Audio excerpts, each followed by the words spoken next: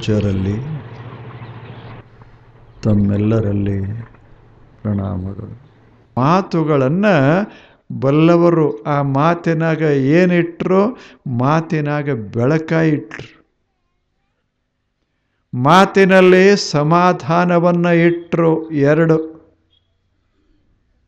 ಆ ಮಾತು ಏನು ಆಡಿ ಹೋದರೋ ಆ ಮಾತುಗಳಲ್ಲಿ ಬೆಳಕದೆ. ಅದು ತೋರಿಸ್ತದ ಇದು ಸರಿ ಇದು ತಪ್ಪ ಅನ್ನೋದನ್ನು ಆ ಮಾತು ಹೇಳ್ತದೆ ನಮಗೆ. ಅದು ಬೆಳಕ. ದಾರಿ ತೋರಿಸ್ತದ, ಈ ದಾರಿ ಸರಿಯದ, ಈ ದಾರಿ ಸರಿ ಇಲ್ಲ, ಇಲ್ಲಿ ಜಾರಿಕೆದ, ಇದು ಚೆನ್ನಾಗ್ಯದ, ಇದನ್ನು ತೋರಿಸೋದೇ ಮಾತು. ಬಲ್ಲವರ ಆಡಿದ ಒಂದು ಮಾತು ಬದುಕನ್ನು ಅದು ಸುರಕ್ಷಿತವಾಗಿ ಇಡ್ತದೆ. ಹಾಗೆ ಅಂಥ ಮಾತುಗಳೇ ಮಂತ್ರಗಳು. ಆ ಮಂತ್ರದಂಥ ಮಾತುಗಳನ್ನು ಮನಸ್ಸಿನಲ್ಲಿ ಇಟ್ಟರೆ ಮನಸ್ಸಿನಲ್ಲಿ ಬೆಳಕು ಬೀಳುತ್ತದೆ. ಮನಸ್ಸಿನಲ್ಲಿ ಶಾಂತಿಯ ವರ್ಷಣ ಆಗ್ತದೆ. ಅಂಥ ಮಾತುಗಳನ್ನು ಆಡುವಂಥ ಗುರುಗಳ ಹತ್ತಿರ ಹೋದರೆ, ಅದರರ್ಥ ಮಾತುಗಳನ್ನು ಕೇಳಿದರೆ ಶಾಂತಿ ದೊರೀತದೆ, ಶಾಂತಿಯ ಪಥದ ಅದ ಜ್ಞಾನವಾಗ್ತದೆ ಅಂತ ಬಸವಣ್ಣನವರು. ಆ ಬಳಿಕ 2ನೇ ಮಾತ ಹೇಳಿದರು. ಕೂಡಲ ಸಂಗಮ ದೇವನ ಅರಿವಡೆ ಶರಣರ ಸಂಘವೇ ಮೊದಲ. ಇದು 2ನೇದ್ದು. ಇನ್ನು ಅನುಭವಿಸಬೇಕಲ್ಲ ಮನುಷ್ಯ. ಒಂದು 100 ವರ್ಷಗಳ ಕಾಲ ಶಾಂತನಾಗಿ ಬಾಳಬೇಕಲ್ಲ ಈ ಜಗತ್ತಿನಲ್ಲಿ. ಈ ಜಗತ್ತಿನಲ್ಲಿ ಬದುಕಬೇಕು. ನಮ್ಮ ಮನೆ ಸಣ್ಣವೋ ದೊಡ್ಡವೋ ಮಹತ್ವದ್ದಲ್ಲ, ನಾವು ಸಂತೋಷವಾಗಿ ಬದುಕಬೇಕು. ಇದು ಬಹಳ ಮಹತ್ವದ್ದು. ಇಲ್ಲೇನು ಒಂದು ಹಕ್ಕಿ ಇರ್ತದೆ, ಕೋಗಿಲ ಅಂತ ಇಟ್ಟುಕೊಳ್ಳಿ. ಅದು ಕೋಗಿಲ ಶ್ರೀಮಂತರ ತೋಟದಾಗ ಬಂದರೂ ಹಾಡದೆ, ಬಡವರ ತೋಟದಾಗ ಹೋಗ್ಯದ ಅಂತ ತಿಳ್ಕೊಂಡು ಹಾಡು ಕೆಡ್ತಾವನ್. ಎಲ್ಲಾದರೆ ಏನಾಯ್ತು? ಕೋಗಿಲ. ಅದು ನಿಮ್ಮಲ್ಲಿ ಗುಡಿಗೇರಿಯಲ್ಲಿ ಹಾಡಿದರೂ ಅದೇ ಕೋಗಿಲ, ಹುಬ್ಬಳ್ಳಿಯಲ್ಲಿ ಹಾಡಿದರೂ ಅದೇ ಕೋಗಿಲ. ಅಲ್ಲಿ ಹೋಗಿದ್ದು ದೊಡ್ಡ ಊರದ ಅಂತ ದೊಡ್ಡದ ರೀತಿಯಲ್ಲಿ ಹಾಡ್ತದೆ. ಇದೇನು ಸಣ್ಣ ಊರ ಅಂತ ಅದರ ಧ್ವನಿ ಕೆಡ್ತದೇನು? ಇಲ್ಲ. ಕೋಗಿಲಕ್ಕೆ ಗುಡಿಗೇರಿ ಇಲ್ಲ, ಅಥವಾ ಧಾರವಾಡ ಹುಬ್ಬಳ್ಳಿ ಇಲ್ಲ. ಕೋಗಿಲ. ಹೌದಲ್ಲ ಹೇಳಿ? ಹಾಗೆ ಮನುಷ್ಯ ಹೆಂಗಿರಬೇಕು ಅಂದರೆ ಕೋಗಿಲ. ಎಲ್ಲಿದ್ರೇನು? ಸಣ್ಣ ಮನೆ ಇದ್ರೇನು, ದೊಡ್ಡ ಮನೆ ಇದ್ರೇನು? ಸಣ್ಣ ಮನೆಯಾಗಿದ್ದರೂ ಆನಂದವಾಗಿರೋದದ, ದೊಡ್ಡ ಮನೆಯೊಳಗಿದ್ದರೂ ಆನಂದವಾಗಿರೋದದ. ಆನಂದ ರೂಪ ದೇವನನ್ನು ಅನುಭವಿಸೋದಕ್ಕೆ ಕೂಡಲ ಸಂಗಮ ದೇವನ ಅರಿಯೋದು ಅಂತ. ಅರಿತುಕೋಬೇಕು, ಆನಂದವಾಗಿ ಬದುಕೋದು. ಹೇಳಿ, ಎಷ್ಟು ವಸ್ತ್ರ ಹಾಕ್ಕೊಂಡ್ರೇನು, ಎಷ್ಟು ಮನೆಯೊಳಗೆ ಸಾಮಾನುಗಳಿದ್ದರೇನು? ಆ ಮನುಷ್ಯನ ಮನಸ್ಸಿನೊಳಗೆ ಆನಂದವೇ ಇಲ್ಲದೆ ಇದ್ದರೆ ಎಲ್ಲ ತಗೊಂಡೇನು ಮಾಡೋದು? ಮನ್ಯಾಗ ಅಡುಗೆ ಮಾಡ್ಯಾರ, ಮಸ್ತ್ ಅಡುಗೆ ಮಾಡ್ಯಾರ. ಏನು ಮಿಷ್ಟಾನ್ನ ಅದು ಎಲ್ಲ, ಅದು ಸುವಾಸನೆ ಎಲ್ಲ ಕಡೆ ಹರಿವ್ಯದ. ಅಷ್ಟು ಚಲೋ ಅಡುಗೆ ಮಾಡ್ಯಾರ. ಆದರೆ ಏನು ಮಾಡೋದು? ಈ ಉಣ್ಣವ್ಗ ಹಸುವ ಆಗಿಲ್ಲ. ತಗೊಂಡು ಏನು ಮಾಡೋದು? ಯಾಕೆ? ಕುಡ್ದು ಬಂದಾನ, ಎಲ್ಲೆಲ್ಲೋ ತಿಂದು ಬಂದಾನ, ಏನೇನೋ ಮಾಡಿ ಬಂದಾನ. ಮಿಷ್ಟಾನ್ನ ಎಷ್ಟಿದ್ದರ್ರೆ ಏನು ಮಾಡೋದು? ತಾಯಿ ಮನೆಯೊಳಗೆ ಎಷ್ಟು ಚಲೋ ಪದಾರ್ಥ ಮಾಡ್ಯಾಳ. ಯಾರಿಗೆ? ಇವಾಗ ಊಟ ಮಾಡಲಿ, ಚಲೋತಾಗಿ ಮಾಡಲಿ ಅಂತ ಸಂತೋಷ ಪಡಲಿ ಅಂತ ಅಷ್ಟು ಚಲೋ ಅಡುಗೆ ಮಾಡಿದಾಳ. ಅಷ್ಟೇ ಪ್ರೇಮದಿಂದ, ಅಷ್ಟೇ ಸ್ವಚ್ಛಾಗಿ ಆದರೆ ಏನು ಮಾಡೋದು, ಇವ ಹೊರಗೆ ತಿಂದು ಬಂದ. ಅವರೇನು ಹೊರಗೆ ಚಲೋ ಹಿಂಗೆ ಮಾಡಿರ್ತಾರೆ, ಇವನ ಸಲುವಾಗಿ ಮಾಡಿರ್ತಾರ ಹೊರಗೆ ಹೇಳಿ? ಇವ ಮಹಾನುಭಾವ ಬರ್ತಾನೆ, ಇವನಿಗೆ ಸ್ವಚ್ಛಾಗಿ ಅಡಿಗೆ ಮಾಡಬೇಕಂತ ಮಾಡಿರ್ತಾರೆ, ಇವನ ಕಿಸೆ ಖಾಲಿ ಮಾಡಬೇಕಂತ ಮಾಡಿರ್ತಾರೆ ಅಷ್ಟೇ. ಅವರು ಏನು ಮಾಡ್ತಾರೋ, ಏನು ಹಾಕಿರ್ತಾರೋ ಏನು ಗೊತ್ತಿರೋದಿಲ್ಲ. ನೀವು ಹೋಗಿ ನೋಡ್ರಿ, ಅವರು ಅಡುಗೆ ಮನೆಯಾಗ ಹೋದ್ರೆ ಗೊತ್ತಾಗ್ತದೆ ಒಳಗೆ ಹೆಂಗಿರ್ತಾರೆ ಅವರು. ಅದನ್ನೆಲ್ಲ ತಿಂದು ಬಂದಾನ. ಏನು ತಿಂದಾನ? ಕೈಯ ಕಾಲ ಅಂಥವು ಇಂಥವು ಎಲ್ಲ ತಿಂದಾನ. ಇನ್ನು ಅವ ತಿಂದ ಬಳಕಿನ್ನು ಹೋಳಿಗೆ ತುಪ್ಪು ಇವೆಲ್ಲ ಎಲ್ಲಿ ರುಚಿ ಆಗ್ತವ? ತಾಯಿ ಎಷ್ಟು ಚಲೋ ಅಡಿಗೆ, ಮುಂಜಾನೆಯಿಂದ ಮಧ್ಯಾಹ್ನ ತನಕ ಸ್ವಚ್ಛ ಅಡಿಗೆ, ಮಗ ಬರ್ತಾನಂತ, ದೊಡ್ಡ ಮಗ ಬರ್ತಾನಂತ ಇಷ್ಟೆಲ್ಲ ಮಾಡ್ಕೊಂಡು ಕೂತಾಳ. ಎಲ್ಲ ಸುಂದರ ಮಧುರ ಮಧುರ. ಇವ ತೂಗ್ಯಾಡ್ಕೋತ ಬಂದ ಮನೆ. ಹೆಂಗೆ ಅನ್ನಿಸ್ತದ ಅವ್ರಿಗೆ? ಹೆಂಗೆ ಅನ್ನಿಸ್ತದ ಹೇಳಿ? ಯಾರು ಅಷ್ಟು ಹೃದಯತಃ ಮಾಡಿದರೋ ಅವರ ಆಹಾರ ಕಿಮ್ಮತ್ತೇನು, ಅದರದ್ದು ಅನುಭವ ಎಲ್ಲಿ ಆಗ್ತದೆ? ಹಾಗ ಈ ದೇವ ಅನ್ನೋ ಒಬ್ಬ ತಾಯಿ ಈ ಜಗತ್ತನ್ನು ನಿರ್ಮಾಣ ಮಾಡಿ ಅನುಭವಿಸುವಂಥ ಮನುಷ್ಯನ ಕಳಿಸಿದ್ರೆ ಇವ ಹೊಡೆದಾಡ್ಕೋತ ಬಡ್ದಾಡ್ಕೋತ ಕೂತ್ರ ಅವನಂಗ ಇಲ್ಲೇನು ಹೇಳಿ? ಚೆನ್ನಾಗಿ ಬದುಕೋದದ, ಅದಕ್ಕೆ ಆನಂದದ ಬದುಕ ಅಂತಾರೆ. ಇಂಥ ಆನಂದದ ಬದುಕನ್ನು ಬದುಕಬೇಕಾಗಿತ್ತು ಅಂದರೆ ಏನು ಮಾಡಬೇಕು? ಬಸವಣ್ಣ ಹೇಳ್ತಾರೆ, ಕೂಡಲ ಸಂಗಮ ದೇವನ ಅರಿವಡೆ. ಅಂದರೆ ಆನಂದ ರೂಪ ದೇವನನ್ನು ತಿಳ್ಕೋಬೇಕಾದರೆ, ಆನಂದವನ್ನು ಅನುಭವಿಸಬೇಕಾಗಿತ್ತು ಅಂದರೆ, ಪರಮ ಶಾಂತಿಯನ್ನು ಅನುಭವಿಸಬೇಕಾಗಿತ್ತು ಅಂದರೆ, ಯಾಕೆ? ಶಾಂತಿ ಅಂದರೆ ಶಿವ, ಶಿವ ಅಂದರೆ ಶಾಂತಿ, ಶಿವ ಶಿವಶಾಂತಿ. ಹಾಗೆ ಅನುಭವಿಸಬೇಕಾಗಿದ್ದರೆ ಕೂಡಲ ಸಂಗಮ ದೇವನ ಅರಿವಡೆ ಶರಣರ ಸಂಘವೇ ಮೊದಲ. ಅದಕ್ಕೇನು ಮಾಡಬೇಕು ಅಂದರೆ ಶರಣರ ಸಂಘ ಮಾಡಬೇಕು, ಸತ್ಸಂಗ ಮಾಡಬೇಕು. ಎಷ್ಟು ಮಹತ್ವದ್ದು ಸತ್ಸಂಗ ತಾವು ಹೇಳಿ, ಎಷ್ಟು ಮಹತ್ವದ್ದು. ಸತ್ಸಂಗ, ಬಲ್ಲವರ ಸಂಘ ಮಾಡಬೇಕು, ಚಲೋ ಜನರ ಸಂಘ ಮಾಡಬೇಕು. ಹೂಗಳ ಸಂಘ ಮಾಡಿದರೆ ಕೈ ಸುವಾಸ ಆಗ್ತದೆ, ಮತ್ತು ಹೊಲಸಿನ ಸಂಘ ಮಾಡಿದರೆ ಕೈ ದುರ್ವಾಸ. ಕೈಯೆಲ್ಲ ಚಲೋನೇ, ಆದರೆ ಸಂಘ ಈ ಕೈ ಗುಣ ಕೆಡಿಸ್ತದ. ಇಲ್ಲೇನು? ಇದು ಸ್ವಚ್ಛ ಕೈಯ, ಇದು ಸ್ವಚ್ಛ ಕೈಯ. ಈಗ ಹೂವಿನ ಮೇಲೆ ಇಟ್ಟರೆ ಸುವಾಸ, ಇಲ್ಲವೇನು? ಗಟಾರದಾಗಿಟ್ರೆ ದುರ್ವಾಸ. ಕೈ ತಪ್ಪಲ್ಲ, ಸಂಘ ತಪ್ಪದ. ಅದಕ್ಕೆ ಜನ ಕೆಟ್ಟವ್ರಲ್ಲ, ಸಂಘ ಕೆಟ್ಟದ. ಎಲ್ಲರೂ ಒಳ್ಳೆಯವರೇ, ಎಲ್ಲರೂ ಛಲೋನೇ. ಇದ ಕೈಯ ಎಷ್ಟು ಛಲೋ ಅದು ಹೇಳಿ? ಇದು ಕೈಯ ನಮ್ಮ ಕಿಶೆದಾಗ ನಾವು ಹಾಕ್ಕೊಂಡ್ರೆ ಸ್ವಚ್ಛ ಇರ್ತದೆ, ಇನ್ನೊಬ್ಬರ ಕಿಶೆಗೆ ಹಾಕಿದರೆ ಹೊಲಸಾಗ್ತದೆ ಅಷ್ಟೆ, ಇಲ್ಲವೇನು? ಇದು ಸ್ವಚ್ಛ ಕೈ, ಸ್ವಚ್ಛ ಅದ, ಸಂಘ ಕೆಟ್ಟದೆ. ಹಾಗೆ ಪ್ರತಿಯೊಬ್ಬ ಮನುಷ್ಯ ಛಲೋನೇ ಇರ್ತಾನೆ, ಆದರೆ ಸಂಘ ಕೆಡಿಸ್ತದೆ. ದುಃಖ ಆಗಬೇಕಾದರೂ ಸಂಘ ಕೆಟ್ಟಾಗ, ಸುಖ ಆಗಬೇಕಾದರೆ ಸಂಘ ಛಲೋ ಇದ್ದಾಗ.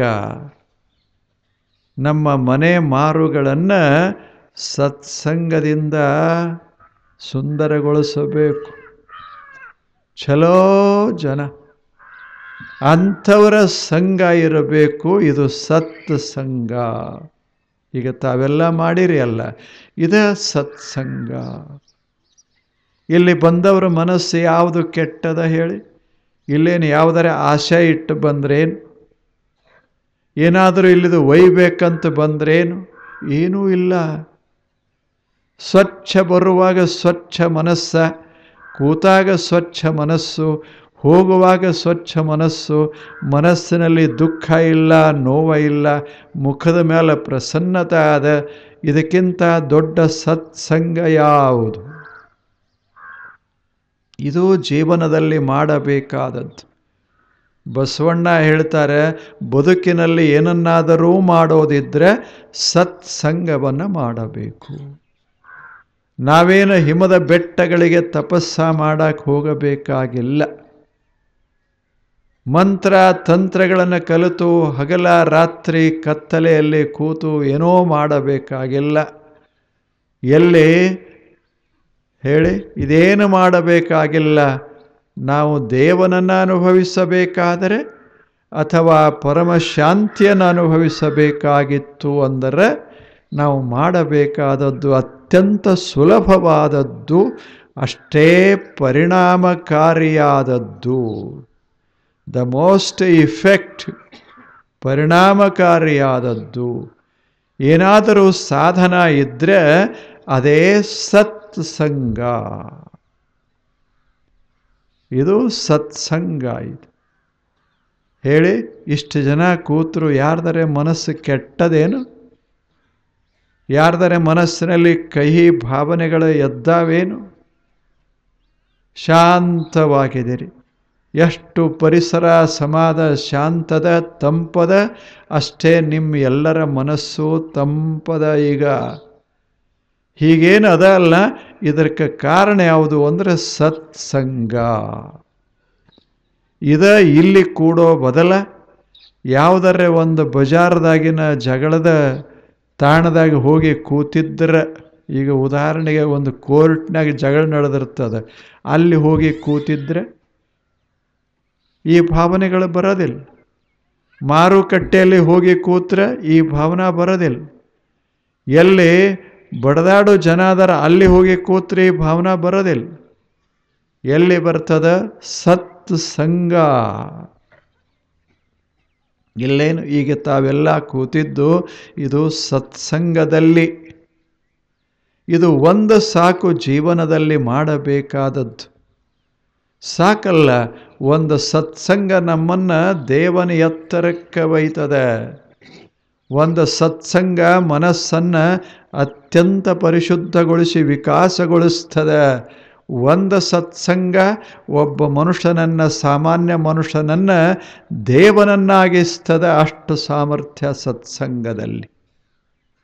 ಅದಕ್ಕೆ ಬಸವಣ್ಣನವರು ಒಂದು ಛಲೋ ಮಾತು ಹೇಳಿದರು, ಸತ್ಸಂಗ ಮಾಡಬೇಕು, ಶರಣರ ಸಂಘವೇ ಮೊದಲ. ನಾವು ಏನರೇ ಪಡೆಯೋದಿದ್ರೆ, ಆಧ್ಯಾತ್ಮಿಕ ಸಾಧನೆ ಮಾಡೋದಿದ್ರೆ ಸತ್ಸಂಗ ಇದು ಬಹಳ ಮೊದಲ. ಸತ್ಸಂಗ ಮಾಡಬೇಕು. ಇದಕ್ಕಿರುವಷ್ಟು ಬೆಲೆ ಇನ್ನು ಯಾವುದಕ್ಕದ ಹೇಳಿ? ಎಲ್ಲರೂ ಮಾಡಿದ್ದೇ ಸತ್ಸಂಗ. ಸಾಕ್ರೆಟಿಸ್ ಅಂತ ಒಬ್ಬಿದ್ದ, ಅಥೆನ್ಸ್ ಪಟ್ಟಣದಾಗ ಬಹಳ ದೊಡ್ಡ ಮನುಷ್ಯ, ಬಹಳ ದೊಡ್ಡವ. ಸುಮಾರು 2,500 ವರ್ಷಗಳಿಗಿಂತ ಹಿಂದೆ. ಆದರೆ ಆ ಮುದುಕ ಏನು ಮಾಡಿದ?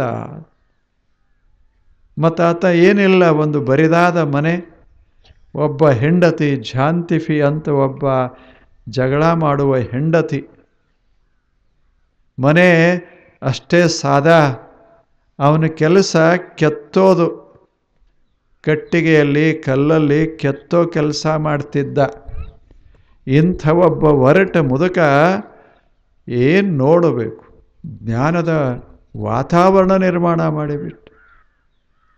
ಎದ್ರೆ ಆತ ಹೀಗೆ ಹೊರಗೆ ಬಂದರೆ 100 ಜನ ಯುವಕರು ಅವನ ಸಮೀಪದಲ್ಲಿ, 1000 ಜನ ಆಸಕ್ತರು ಆತನ ಸುತ್ತಮುತ್ತ. ಏನು ಮಾಡ್ತಾ ಇದ್ದ? ಎಲ್ಲ ಕಡೆ ಆತನ ಹತ್ತಿರ ಬಂದವರ ಮನಸ್ಸಿನೊಳಗೆಲ್ಲ ಜ್ಞಾನದ ಬೆಳಕ ಹೊತ್ತಿಸ್ತದ್ದ, ಜ್ಞಾನದ ದೀಪ ಹಚ್ತಾ ಇದ್ದ. ಸತ್ಸಂಗ ಇದು. ಅಂಥ ಮನುಷ್ಯನ ಸಂಘದಾಗ ಯಾರು ಬಂದರೋ ಜ್ಞಾನದ ದೀಪ ಹೊತ್ತಿದು ಬೇಕು. ಹಂಗೆ ಎಲ್ಲ ದೇಶದಾಗೂ ಅಂಥ ಸತ್ಸಂಗಗಳಾಗ್ತಾ ಇರ್ತಾವ. ಅದರಿಂದಲೇ ಜಗತ್ತು ಸುಂದರ ಆಗೋದು, ಜಗತ್ತು ಶ್ರೀಮಂತ ಆಗೋದು. If the world is to become rich, beautiful and peaceful, ಇದು ಆಗಬೇಕಾಗಿತ್ತು ಅಂದರೆ ಏನು ಬೇಕಾಗ್ತದೆ? ಏನು ಬೇಕಾಗ್ತದೆ? ಸತ್ಸಂಗದ company of the holy people, the great people ಬೇಕದ. ಒಳ್ಳೆಯವರ ಸಂಘ ಬಹಳ ಮಹತ್ವದ್ದು. ಸುಮ್ಮನೆ ನೋಡಿ, ಒಬ್ಬ ಮನುಷ್ಯ ಬಹಳ ಚಲೋ ಮನುಷ್ಯ, ಆತನ ಸಂಘ ಮಾಡಿದರೆ ಚಲೋ ಚಲೋ ವಿಚಾರ ಬರ್ತಾವೆ. ಇನ್ನು ಕೆಲವರು ಸಂಘ ಮಾಡಿದರೆ ಮನಸ್ಸಿನಲ್ಲಿ ವಿಷಾನೇ ತುಂಬುತ್ತದೆ. ಸಾರ ಸಜ್ಜನರ ಸಂಗವ ಮಾಡುವುದು, ದೂರ ದುರ್ಜನರ ಸಂಘ ಭಂಗವಯ್ಯ. ಇಲ್ಲೇನು ಸಾರ ಅಂಥವ್ರ ಹತ್ತಿರ ಹೋಗಬೇಕು, ಸಜ್ಜನರ ಸಂಗವ ಮಾಡುವುದು.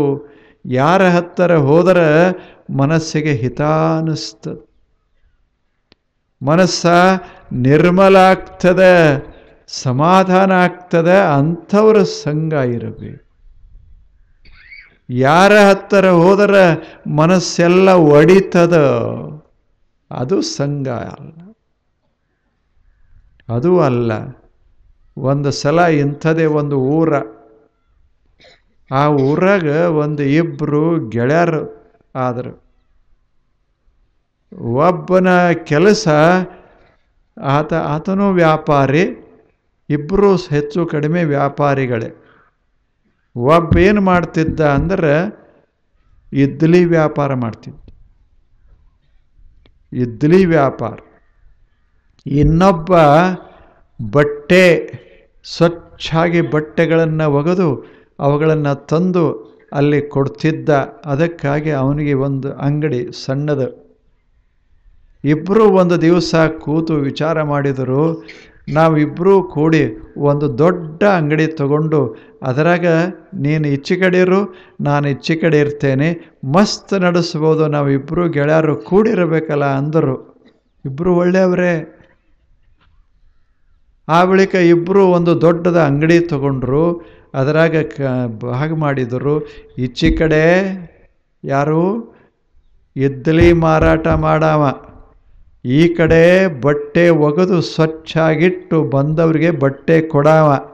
ಅಗಸ ಪಾಪ, ಅಗಸ ದಿನಾಲು ಎಷ್ಟು ಕಷ್ಟಪಡ್ತಾ ಇದ್ದ. ಎಲ್ಲ ತಗೊಂಡೋಗಿ ಸ್ವಚ್ಛ ಮಾಡಿ ಮಾಡಿ ಮಾಡಿ ಮಾಡಿ ಅವುಗಳನ್ನೆಲ್ಲ ಒಣಗಿಸಿ ಅದಕ್ಕೆ ಇಸ್ತ್ರಿ ಮಾಡಿ ಏನು ಹೊಳಿತಾ ಇರಬೇಕು ಹಂಗೆ ಬಟ್ಟೆ ತಂದು ಇಲ್ಲಿ ಇಡಾವ. ಈತ ನೋಡಬೇಕು ಟ್ರಕ್ ಗಟ್ಟಲೆ ಬರ್ತಿದ್ದು ಏನು ಇಡ್ಲಿ ಚೀಲಗಳು, ಅವುಗಳನ್ನೆಲ್ಲ ಅಲ್ಲಿ ಇಟ್ಟು ಆತ ಮಾರಾಟ ಮಾಡ್ತಾ ಇದ್ದ. ಇಬ್ಬರು ಪಾಪ ಗೆಳೆತನ ಮಾಡಿದರು, ಇಬ್ಬರೂ ಗೆಳೆತನ ಮಾಡಿದರು. ಪರಿಸ್ಥಿತಿ ಏನಾಯಿತು? ಇವ ಸ್ವಚ್ಛಾಗಿ ಒಗೆದು ತಂದ ಇಡಾವ, ಇಲ್ಲೇನಿರ್ತತ್ತಲ್ಲ ಇಡ್ಲಿ ಧೂಳ ಬಂದಿದ್ರ ಮ್ಯಾಗ ಬೀಳೋದು. ಬಟ್ಟೆ ಯಾರು ಒಯ್ತಾರೆ? ಇವನ ಹತ್ರ ಕೊಡ್ತಾರೆ ಯಾರು? ಇದ್ದಲೇ ಒಂದು ಬೆಳಕು ಶುರು ಆಯಿತು, ಇವಂದು ಮುಗ್ದ ಹೋಯ್ತು, ಯಾರೂ ಬರಲೇ ಇಲ್ಲ. ಹೇಳಿ ಯಾಕಾಗ್ತದೆ ಹಂಗೆ?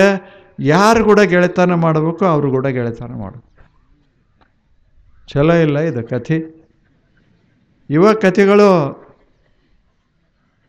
ಎಷ್ಟು ಚೆನ್ನಾಗಿದೆ. ಅವಾಗ ಸಂತ ಬಂದ, ಸಂತನ ಹತ್ತಿರ ಹೋದ್ರು ಇಬ್ಬರು. ಹಿಂಗೆ ನಂದಂತೂ ಮಸ್ತ್ ನಡೆದದ ಅಂದೆ ಇವ, ನಂದು ಯಾಕೋ ಕೆಟ್ಟ ಹೋಗ್ಯದ, ಏನಾಗ್ಯದ ನೋಡ್ರಿ ಅಂದ. ಎರಡನೇದವ, ಏನೂ ಇಲ್ಲ, ನೀವಿಬ್ಬರು ಗೆಳೆಯರು ಚಲೋದಿರಿ, ಆದರೆ ವ್ಯಾಪಾರದಾಗ ಗೆಳೆತನ ಮಾಡಬೇಡ್ರಿ ಅಂತ. ಇಲ್ಲಿ ಮಾಡಬೇಡ್ರಿ. ಇನ್ನು ಹೂವಿನ ಅಂಗಡಿ ಹತ್ತಿರ ಹೋಗಿ ಒಂದಿಷ್ಟು ಅರಿವಿ ಇಟ್ಕೋ, ಚಲೋ ವಾಸನೆ ರೇ ಬಂದಿತ್ತು. ಇವನು ಗೆಳೆತನ ಮಾಡಿದೆ ಅಂದರೆ ಕೆಟ್ಟ ಹೊಕ್ಕಿ ನೀನು. ಹಂಗೆ ನೀವು ಚಲೋನೇ ಇರಬಹುದು, ಆದರೆ ನಮ್ಮ ವ್ಯಾಪಾರಗಳು ವಿರುದ್ಧ ಇದ್ದು ಅಂದರೆ ಜೀವನ ಕೆಡ್ತದೆ. ಜೀವನ ಕೆಡ್ತದೆ. ಜಗಳ ಮಾಡೋರ ಹತ್ತಿರ ನಾವು ಗೆಳೆತನ ಮಾಡ್ದೇವಿ ಹೋದೇವಿ ಅಂದ್ರೆ ಜಗಳದ್ದೇ ವಿಚಾರಗಳು ಬರ್ತಾವ. ಅವೇ ಭಾಷಾ ಬರಕ್ಕೆ ಶುರುವಾಗ್ತದೆ. ಇಲ್ಲೇನು ಅವೇ ಶಬ್ದಗಳು ಸುಳ್ಯಾಕೆ ಶುರುವಾಗ್ತಾವ ತಲೆಯಾಗ. ಚಲೋ ಜನರ ಸಂಘ ಮಾಡಿದರೆ ಚಲೋ ಶಬ್ದಗಳು ಸುಳ್ಯಾಕೆ ಶುರುವಾಗ್ತಾವ. ಅದಕ್ಕೆ ಅವರಂದರು ಕೂಡಲ ಸಂಗಮ ದೇವನ ಅರಿವಡೆ ಶರಣರ ಸಂಘವೇ ಮೊದಲ. ಆದ್ದರಿಂದ ಸತ್ಸಂಗ ಮಾಡಬೇಕು. ಅಂಥ ಒಂದು ಸತ್ಸಂಗವನ್ನು ತಾವು 1 ತಿಂಗಳ ಇಲ್ಲಿ ಮಾಡಲಿದ್ದೀರಿ. ಅದು ಸತ್ಸಂಗ. ಏನು ಸತ್ಸಂಗ ಅಂದರೆ ಏನೂ ಅಲ್ಲ, ಸುಮ್ಮನೆ ಸ್ವಚ್ಛಾಗಿ ಬರೋದು, ತಣ್ಣಗೆ ಕುಂಡ್ರೋದು, ಇದು ಸತ್ಸಂಗ. ಏನು ವಿಚಾರ ಮಾಡ್ದಂಗೆ ಆ ಶಾಸ್ತ್ರ ಈ ಶಾಸ್ತ್ರ ನಾ ಏನು ಹೇಳ್ತೀನಿ ತಲೆ ಹಾಕ್ಕೋಬೇಡಿ. ಯಾವ ಶಾಸ್ತ್ರ ಆದರೆ ಏನದ, ಸುಮ್ಮನೆ ಕೂಡೋದೇ ಶಾಸ್ತ್ರ. ಇಲ್ಲೇನು ಒಂದು ಮಗು ಮಲಗಬೇಕಾಗಿರ್ತದೆ, ಅದು ಅಳ್ತಿರ್ತದೆ. ಅವಾಗ ತಾಯಿ ಹಾಡ್ತಿರ್ತಾಳೆ. ಯಾವ ಹಾಡಾದ್ರೆ ಏನಾಯ್ತು, ಅದು ಮಲಗಬೇಕು, ಅದು ಭಾಳ ಮಹತ್ವದ. ಹಾಡ್ತೀನಿ ಅಂತ ತಿಳ್ಕೊಂಡು ಭಾರಿ ಭಾರಿ ಯುರೋಪಿಯನ್ ಹಾಡ್ಕೋತ ಕೂತ್ರೆ ಅದ್ಯಾಕೆ ಮಲಗ್ತದೆ, ಎದ್ದು ಬಿಡ್ತದೆ. ಅದಕ್ಕೆ ಹಾಡು ಮಹತ್ವದ್ದಲ್ಲ, ಮಲಗೋದು ಮಹತ್ವದ್ದು. ಹಾಡೋರಿಗೆ ಸಹಿತ ಹಾಡು ಮಹತ್ವದ್ದಲ್ಲ, ಮಲಗಿಸೋದು ಮಹತ್ವದ್ದದ. ಅದಕ್ಕೆ ಪ್ರವಚನಕ್ಕೆ ಬಹಳ ಮಹತ್ವ ಅಲ್ಲ. ನೀವು ಬಂದು ತಣ್ಣಗೆ ಕೂಡ್ತೀರಲ್ಲ, ತಲೆಯಾಗ ಏನೂ ಇಲ್ಲ, ಹಾಂಗೆ ಕೂಡ್ತೀರಲ್ಲ, ಅದೇ ಸತ್ಸಂಗ. ಯಾರಾದರೂ ಕೇಳ್ತಾರೆ ನಿಮಗೆ ಏನು ನಡೆದದ, ಏನು ನಡೆದಿಲ್ಲ, ಕುಂಡ್ರೋದು ನಡೆದದ ಅಂತ ಹೇಳ್ರಿ ಅಷ್ಟೆ. ಅಲ್ಯಾಕೆ ಹೋಗಿ ಕೂಡ್ತೀರಿ, ಮನ್ಯಾಗ ಯಾಕೆ ಕೂಡಬಾರ್ದು? ಮನ್ಯಾಗ ಕೂಡಕ್ಕೆ ಬರೋದಿಲ್ಲ ಅದು. ಅಲ್ಲಿ ಹೋಗಿ ಕುಂತ್ರೆ ಅದ ಆರಾಮ. ಅಲ್ಲಿ ಕೂಡೋದ ಬೇರೆ, ಮನ್ಯಾಗ ಕೂಡೋದ ಬೇರೆ. ಹಾಗೆ ಇದು ತಲೆ ತಂಪಾಗಿರಬೇಕು, ಮನಸ್ಸು ಸ್ವಚ್ಛಾಗಿರಬೇಕು. ಹಂಗೆ ಕೂಡ್ತೇವಲ್ಲ, ಇದಕ್ಕೇನಂತೇವಿ? ಸತ್ಸಂಗ. ಮತ್ತು 1 ತಿಂಗಳ ನಂತರ ನೀವೇನ್ರಿ ಅದ್ಭುತ ಜ್ಞಾನಿಗಳಾಗ್ತೀರಿ ಅಂತಲ್ಲ, ಏನೂ ಇಲ್ಲ. ಏನಾಗ್ತೀರಿ? ತಣ್ಣಗಾಗೋದು ಅಷ್ಟು, ಆರಾಮಿರು. ಅದಕ್ಕಿಂತ ದೊಡ್ಡದು ಯಾವುದದ ಜಗತ್ತಿನಲ್ಲಿ ಹೇಳಿ? ಆನಂದವಾಗಿ ಬದುಕೋದದ, ಶಾಂತವಾಗಿ ಇರೋದದ. ಅದಕ್ಕೆ ಸತ್ಸಂಗ. ಇಂಥ ಸತ್ಸಂಗದಿಂದ ಏನಾಗ್ತದೆ? ಜ್ಞಾನ ಉಂಟಾಗ್ತದೆ. ಜ್ಞಾನದಿಂದ ಶಾಂತಿ ಉಂಟಾಗ್ತದೆ. ಅದು ಹೆಂಗಾಗ್ತದೆ? ಜ್ಞಾನ ಎದರದು ಏನು? ಇದನ್ನೆಲ್ಲ ಸಾವಕಾಶ ನೋಡ್ತೀವಿ. ಮತ್ತೆ ನಾಳೆ ಬನ್ನಿ. ನಮಸ್ಕಾರ.